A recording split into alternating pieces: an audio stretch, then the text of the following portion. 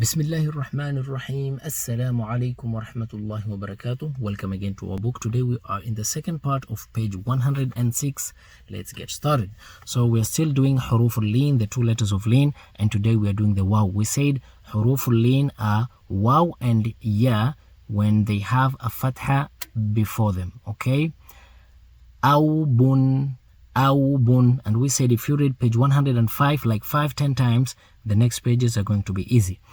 Awbun, awbun, bawnun, bawnun, tawqun, tawqun, thawbun, thawbun, jawfun, jawfun, hawlun, hawlun, khawfun, khawfun, دور دور ذوق ذوق روح روح زود زود سوط سوط شوطا شوطا ضوءا ضوءا طوعا طوعا عودا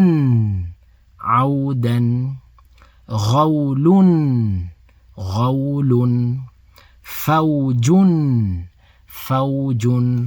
طيب,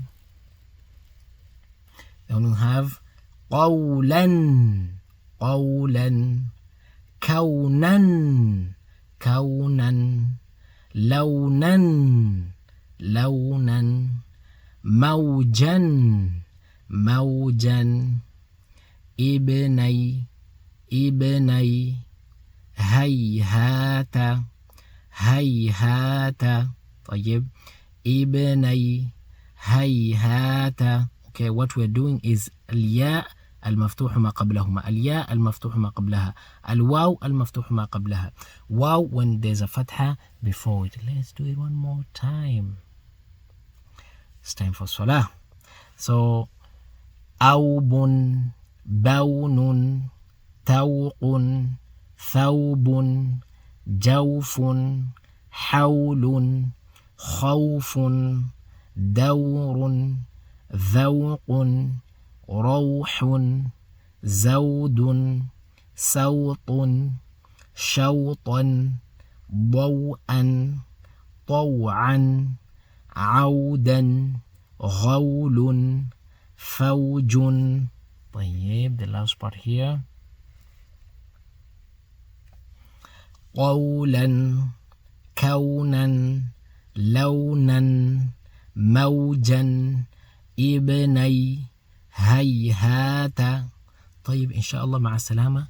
Thank you for watching. Please make sure the whole page you can read it in less than a minute or just a minute or two, okay? And remember, we said حروف اللين, the two letters of lyn are wow and ya when there is a fatha before them, okay? Thank you for watching. I hope you understood. Please, if you have any question, let us know. Share with other people. Subscribe, like. Shukran, ma'a salama.